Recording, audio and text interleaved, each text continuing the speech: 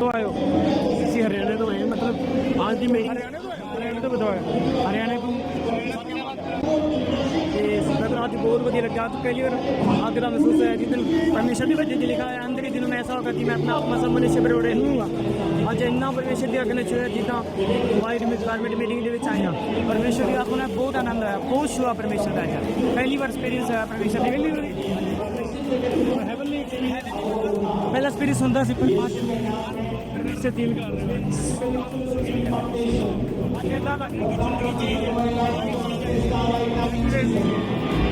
बस की कहना चाहोगे आज तक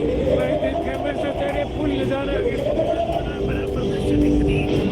सफर से आज भरा कि आज जाके पूरा मजा आ गया फुल हो रहा प्रभु अद्भुत रीति ਨਾਲ ਆਪਣੇ ਲੋਕਾਂ ਨੂੰ ਜੁੜੇ ਨੇ ਕਿ ਪਰਮੇਸ਼ਰ ਆਪਣੇ ਦਾਸ ਅਪੋਸਤਾਂ ਨੂੰ ਸਮਝ ਲੱਗਦੇ ਨੇ ਮਾਈਟੀ ਦੇ ਦਾ ਕੰਮ ਕਰ ਰਹੇ ਪ੍ਰਭੂ ਬਹੁਤ ਮਹਾਨ ਹੈ।